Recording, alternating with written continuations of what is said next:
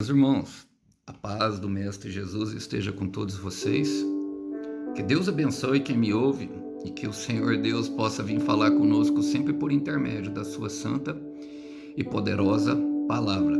Que Deus abençoe quem me ouve, que o Senhor se manifeste aqui direcionando, acalmando com relação a chamado, a propósito, e que Ele possa fortalecer o nosso ânimo por meio dessa palavra. O texto hoje, para nossa breve reflexão, para nossa conversa, encontra-se no livro de Atos dos Apóstolos. Quero ler com vocês o capítulo 13, a partir do verso 1. Diz assim: Entre os profetas e mestres da igreja de Antioquia da Síria estavam Barnabé e Simeão, chamado Negro, Lúcio de Cirene, Manaém, que tinha sido criado com o rei Herodes, Antipas e Saulo. Certo dia, enquanto adoravam o Senhor e jejuavam, o Espírito Santo disse: Separem Barnabé e Saulo para realizarem o trabalho para o qual os chamei. Então, depois de mais jejuns e orações, impuseram a mão sobre eles e o enviaram em sua missão. Enviados pelo Espírito Santo, eles desceram ao porto de Seleucia, de onde navegaram para a ilha de Chipre. Ali, na cidade de Salminá, foram às sinagogas judaicas e pregaram a palavra de Deus. João Marcos os acompanhava como assistente. Glória a Deus. Li do versículo 1 ao 5, irmãos, e de Atos capítulo 13. Eu gosto de contextualizar falando que o livro de Atos é um livro da ponte. Aqui nós vemos justamente quando Paulo, de fato, começa a expandir o ministério além da fronteira do início, da onde que ele tinha sido tocado por Jesus em Damasco, no caminho de Damasco. E o mesmo homem que impôs a mão sobre ele seria o homem que o acompanharia agora na missão, que de fato Paulo seria o ator principal, seria o roteirista, seria aquele que seria a pessoa responsável por liderar aquela missão, abrindo igrejas por onde passava. O chamado de Paulo. Ali, vamos dizer, até aquele momento seria como se fosse um preparo. E Atos conta essa trajetória justamente de Jesus Cristo até nós, da palavra da salvação, que é poderosa para curar e restaurar. E todos nós, irmãos, de fato, somos chamados ao Senhor a compartilhar desse pão. E mediante isso eu quero trazer algumas aplicações pertinentes. A palavra fala: entre os profetas e mestres da igreja de Antioquia da Síria estavam Barnabé e Simeão, chamado Negro, Lúcio de Cirene, Manaém, que tinha sido criado com o rei Herodes, Antipas e Saulo. Quero mostrar para vocês, não à toa Lucas coloca esses nomes aqui para mostrar o que, irmão? Na igreja do Senhor há diversidade. Todos têm, nós percebemos que todos têm um dom, profetas e mestres. Olha, mas Barnabé, ele era um que se representava justamente ali os judeus, e ele tinha um nome que tinha sido trocado, ele chamava José, que significa aquele que acrescenta, para Barnabé, filho da consolação. Em Atos 4,32 nos diz isso. Negro, chamado de Negro, Simeão também chamado de Negro, que dá uma origem, meu irmão, ali justamente judaica. O nome Simeão era o mesmo nome de Pedro, nós vemos esses nomes repetidos várias vezes. Lúcio já tem a origem latina, enquanto Manaém era alguém que tinha sido criado, parece, na corte de Herodes, ou seja, tinha uma educação um pouco mais elitista, assim como Saulo também era poliglota. Então, na igreja do Senhor, na mesa do Senhor, tem espaço, e isso tem um motivo, irmão. Tem um motivo. Em Lucas 22:19, o Senhor diz que quando foi na ceia do Senhor, quando o Senhor foi repartir o pão, ele repartiu igualmente a todos os discípulos. E o pão significa o corpo de Cristo, justamente o corpo que foi entregue por nós. E essa diversidade tem uma explicação, irmão. Por exemplo, as pessoas que eu alcanço através da minha história, não alcançarei as mesmas pessoas que você que me ouve aí através da sua história. Por isso um propósito diferente, por isso um processo diferente, por isso a história nunca se repete. Fala da multiforme graça de Deus, e eu quero ler com vocês justamente um versículo que está em 1 de Pedro, capítulo 4, versículo 10, fala, servindo uns aos outros. Fala de serviço, irmão, recíproco, uns aos outros. Eu sirvo você e você me serve. Para quê? Para que não fique pesado. Conforme o dom que cada um recebeu, como os bons dispenseiros da multiforme graça de Deus. E um dispenseiro é um mordomo. Nunca se trata de nós, se trata simplesmente dele. Por isso, nós entendemos que o Jesus Cristo pega aquele pão inteiro e divide em partes iguais. Cada um tem uma parte que num todo se completa. Nós vemos isso em 1 Coríntios capítulo 12, quando ele fala que os olhos não podem agir sem a boca não pode agir sem o nariz, o braço direito precisa do braço esquerdo. Fala que nós precisamos um dos outros, irmãos, e essa é uma verdade. Essa é uma verdade, nós não nascemos sozinhos, nascemos de um médico que fez o parto da barriga da nossa mãe, e todas as vezes que precisamos de algo, vamos no mercado, vamos comprar. Essa palavra ela é poderosa, da diversidade da igreja do Senhor. Então eu quero te falar, meu irmão, minha irmã, se Deus te chamou, é porque Ele tem uma parte reservada só para você. E as pessoas que você vai alcançar, o irmão Alisson não consegue alcançar. Então, se prontifique, meu irmão, se prontifique, minha irmã, se você não se prontificou. E se você está fazendo a obra, continue fazendo e abrangendo cada vez mais, contagiando as pessoas. A palavra fala, continuando, certo dia, enquanto Herodes, Antipas, certo dia, enquanto adoravam o Senhor e jejuavam, o Espírito Santo disse, irmão, e eu gosto, separem Barnabé e Paulo para realizarem o trabalho para o qual os chamei. Irmão, há um dia certo para Deus nos chamar, sabe? Há um dia certo para Deus nos responder sobre o propósito. Se você tem buscado, há um dia certo. Mas enquanto isso, se consagrem. Adoração e jejum é o que eles faziam. Adoração e jejum enquanto estavam cultuando ao Senhor. E, logicamente, nós devemos ter o nosso lugar, sim, a qual vamos cultuar em comunidade, e é bom. Isso fala de identidade, fala de um lugar estabelecido onde as pessoas nos conhecem. E, irmãos, eu passei por poucas igrejas, mas nas igrejas que eu passei, eu fiquei lá durante muito tempo mesmo. Nasci numa igreja lá em Corumbaíba, onde a mãe do meu filho é pastora, e foi através da vida dela que eu conheci Jesus Cristo, embora Deus não tivesse um propósito junto com ela, por isso ele nem me permitiu casar com ela. Mas lá eu conheci, lá eu frequentei, fui aprendendo, me envolvi nas atividades da Assembleia, e isso é bom, irmão. Depois passei por uma outra igreja, essa eu fiquei menos tempo, fiquei 1 ano só, aqui perto de casa, e depois foi aonde eu fui formado, e me impuseram as mãos sobre presbítero. Lá eu fiquei mais de 8 anos. Aprendi muito. Tenho visitado já algumas igrejas. O Senhor me chamou ao deserto para falar de amor, para me tornar pastor, porque é o pastor que forma. O pastor ele é formado no deserto. E eu sei que tem propósito, mas eu não pretendo ficar muito tempo afastado assim, congregando em uma e em outra. É importante ter uma congregação, sim. Fala de identidade. Nunca... Não nego, embora eu creia que a igreja brasileira esteja um pouco doente, mas quem é luz, meu irmão, é luz justamente no meio da escuridão.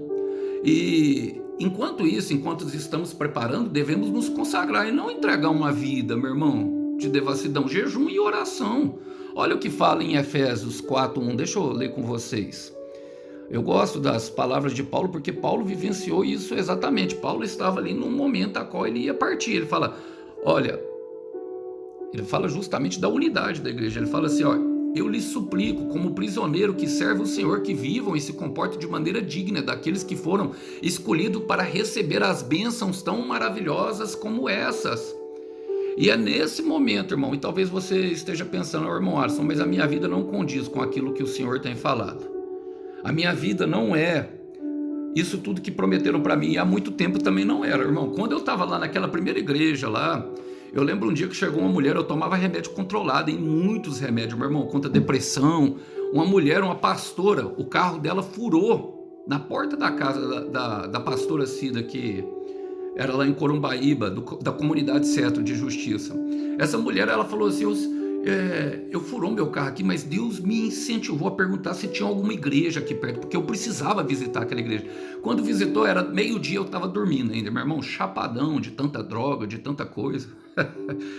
E já namorava a filha dela. E aquela pastora me amou tanto que ela me recebeu, pra você ter uma ideia, sabendo da minha vida, e me permitiu namorar a mãe dela naquele momento. Eu vi a bondade de Deus na minha vida naquele momento. No momento eu não reconhecia, mas depois eu vi. E aquela pastora que teve o pneu do carro furado entrou e mandou me chamar. Eu mal acordei, irmão, ela falou assim, ó, Deus manda te dizer, em 10 dias você será livre de todos os remédios. E eu não via isso naquele momento, irmão, eu não conseguia enxergar, mas 1 Coríntios 1, versículo 26, diz o seguinte, fala assim, ó, observe entre vocês mesmos, queridos irmãos, que poucos de vocês que foram chamados eram sábios de acordo com os padrões humanos. Poucos eram poderosos ou nobres de nascimento. Pelo contrário, Deus escolheu deliberadamente valer-se de ideias que o mundo considera loucura para envergonhar aqueles indivíduos que o mundo considera sábios. O que Deus está falando, irmão? Que Deus escolhe justamente as coisas desprezíveis, os que não são, e aqueles que não acreditam nem em si mesmo. Muitas vezes eu andei desacreditado, irmão, mas Deus acredita no desacreditado. Separem Paulo e Barnabé. E a palavra fala, olha o que a palavra fala, então depois de mais jejuns e orações, impuseram a mão sobre eles e o enviaram a sua missão. Perceba que, mesmo depois que o Espírito Santo falou, continuou a questão da oração, do jejum, da adoração. Por quê, meu irmão? Porque, sabe, precisamos manter no Espírito, se quisermos andarmos no Espírito, e não alimentar as coisas da carne, é bem simples. Agora, o ato solene de imposição das mãos reconhece, diante da comunidade, a confirmação do chamado. E Deus sempre confirma o chamado. Olha, embora, por exemplo, Davi tenha recebido a unção a rei muito antes e só entre os irmãos dele, Deus confirmou depois o seu ministério, o seu chamado a rei na frente de todos. E Deus sempre confirma, meu irmão, através de atos solenes. Olha o que... E essa imposição de mão, embora para nós aqui na nossa cultura hoje Paulo fala para nós não impormos a mão precipitadamente, embora ela seja um ato do costume judaico mesmo, da nação de Israel, para eles aquilo tinha grande valia. Nós vemos isso até no Antigo Testamento, nós vemos que a imposição de mão era feita para transferir culpa. O sacerdote impunha a mão sobre o animal que ia ser sacrificado para a expiação dos pecados daquela pessoa que oferecia, ou seja, tinha pagado o preço por aquele animal. Ele impunha a mão para transferir a culpa sobre a blasfêmia das pessoas que tinham blasfemado contra Deus. E também, nesse caso aqui, eu quero ler com vocês Números, capítulo 27, nós vamos ler do versículo 18 a 20, diz assim, ó. Só um momento. Aqui, ó. Não, irmão. 28. Números 28, eu abri 18, perdão. Números 27, irmão. É isso. Números 27, do versículo 18 ao 20. Diz assim: Então o Senhor disse a Moisés: chame Josué, filho de Num, que tem o Espírito. Olha, ele já tinha o Espírito. Ele já tinha a unção. E a nossa unção é do Espírito Santo. E impõe a mão sobre ele. Por quê? Fala assim, ó, apresente ao sacerdote Eleazar e a toda a comunidade, transmita as ordens para ele na presença de todos. Ponha sobre ele a sua autoridade, para que todo o povo obedeça ao líder. O povo, irmão, as pessoas, elas não têm, as pessoas que nos observam, elas não têm de fato a ideia de quem nós somos. Mas o Espírito já escolheu, assim como eles, e por isso a imposição de mão. A imposição de mão é um ato solene, que há sim de fato transferência. Nós vemos o Senhor Jesus através de toques curando as pessoas, e quem tem o Espírito Santo pode curar, pode expulsar demônios através da imposição de mãos. É algo totalmente bíblico, mas nesse caso aqui um ato solene. E o que eu quero dizer, meu irmão, que mesmo que Deus já tenha separado você para uma missão, não se preocupe, porque no tempo determinado determinado, ele vai confirmar diante de todos. Vai confirmar diante de todos a autoridade que ele já lhe delegou através de um ato solene. Então não se preocupe, porque Deus se responsabiliza por tudo. Ele vai confirmar o teu chamado diante de todos. No versículo 4 fala, enviados pelo Espírito Santo. Você percebe que a ação sempre é de Deus? Enviados pelo Espírito Santo. Eles desceram ao porto de Seleucia, onde navegaram para a ilha de Chipre. Então aqui, irmão, depois que eles foram enviados, e enviados fala justamente daqueles que carregam uma mensagem, carregam uma história. Em 2 Coríntios capítulo 3, versículo 6, fala que nós somos cartas escritas, cartas vivas de Cristo, não escritas pela mão do homem, mas pelo sangue do Cordeiro. A tinta é o sangue do Cordeiro. E naquele momento ainda Paulo fala que o homem não vive pela lei, que a letra mata, mas que o Espírito vivifica. Ele nos chama justamente a colocar a nossa fé em ação. E nós precisamos, irmãos, sabe, ter essa ideia do tempo de colocar a fé em ação. Passamos pela preparação, oramos, jejuamos e houve a confirmação, mas agora é necessário se colocar em ação. Paulo e Barnabé começaram justamente a fazer a obra, irmão. Sabe, muitas pessoas estão paralisadas. Eu gosto de um texto do Senhor Jesus.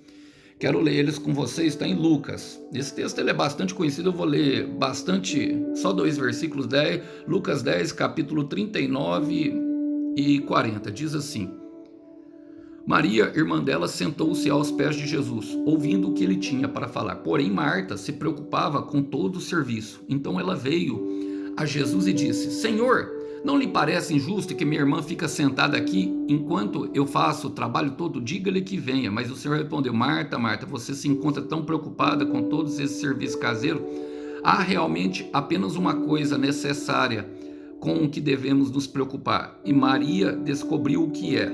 Ninguém poderia tirar isso dela. Quero ler essa última na versão Ferreira de Almeida. Entretanto, poucas são necessárias, ou mesmo uma só. E é justamente isso, poucas. O Senhor Jesus desconstruiu dentro de Marta algo que muitos nós fazemos. Irmão, tem muitas pessoas que chegam na igreja e querem fazer todo o trabalho. E querem dizer para Deus como fazer. Você percebe como Marta fala para Jesus? Fala assim, ó, diz-lhe que venha me ajudar. Porque Maria estava sentada aos pés de Jesus e ela estava aprendendo. E há tempos, sabe, irmão, há momentos, por exemplo, de descanso, mas há momentos em que nós nos colocaremos em ação também ao serviço. Jesus não disse que não era importante o que ela estava fazendo, o serviço. Não, mas que naquele momento era um momento de aprender, mas que também haveria um momento do serviço. E muitas pessoas, irmãos, aqui eu gosto disso porque Jesus desconstrói 2 tipos de pessoas que encontramos muito na igreja, aqueles que não fazem nada e aqueles que fazem tudo. E quando um faz tudo, se torna pesado, a gente começa a cobrar de Deus e até falar para Deus como ele deve fazer. Mas há um período de descanso, há um período em que nós devemos recobrar as nossas forças do Senhor, como foi aqueles períodos que aqueles homens passaram, oração, jejum, fortalecendo o espírito para aquilo que haveria de vir. Mas quando chegou o momento, eles decidiram ir para o serviço, porque o Espírito Santo enviou. E é Deus quem nos locomove, é Deus quem nos mantém em locomoção e nos mantém, sabe, vivos no chamado, para que nós venhamos a dar os passos de fé conforme aquilo que ele tem para nós. Nós vemos em Atos capítulo 8, o Espírito Santo meio que teletransportando Filipe ao lado de uma carruagem onde tinha um homem, um eunuco lendo a Bíblia que não entendia a passagem de Isaías, e ele se colocou do lado para explicar. Ele estava num lugar e apareceu em outro. O Espírito Santo é poderoso. Por quê? Porque precisava daquele tempo exato para que aquelas coisas acontecessem. E muitas vezes não respeitamos o tempo. Muitas vezes não respeitamos nem o processo de descanso, de aprender do Senhor. Muitas vezes nos mergulhamos muito no trabalho e tem pessoas que nem se colocam a trabalhar. Mas a palavra fala, e eu quero já partir por final, porque a palavra fala em 2 de Pedro, capítulo 1, versículo 10, que o trabalho ele tem um propósito. Preste atenção no que diz. Portanto, irmão, procurai-vos mais diligentemente fazer firme a vossa vocação e eleição, porque fazendo isso, nunca, jamais tropeçareis. Ou seja, é para que nós venhamos evitar de cair, irmão. e que nós venhamos a manter a firmeza de propósito, porque é o propósito que cura a ferida e nos mantém de pé. Agora, para partir para o final, ele fala assim, ali na cidade de Salmina foram as sinagogas judaicas e pregaram a palavra de Deus. Pregaram a palavra de Deus.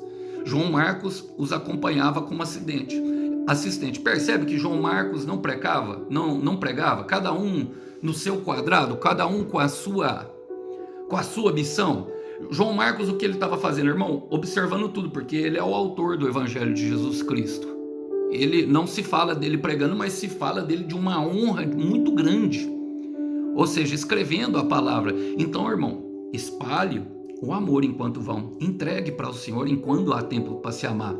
Filipenses 3, versículo 14 fala: prossigo para o alvo, a fim de receber o prêmio da soberana vocação, da minha vocação, que está em Cristo Jesus. E é nesse momento que nós entendemos que é no caminho que nós nos colocamos no alvo da promessa. E acontece algo muito importante, irmãos. Algo muito importante. A palavra fala no versículo 9, e eu não li esse versículo, mas li que agora fala assim, cheio do Espírito Santo, Saulo, também conhecido como Paulo. É nesse momento que há a troca do nome de Saulo para Paulo. A palavra não fala que foi Deus que trocou, embora Deus, e isso era um costume judaico, um costume que acontecia do próprio Deus trocar, como ele trocou de Abrão para Abraão, como ele trocou o nome de Simão para Pedro, e todos isso tem uma simbologia muito grande, irmãos.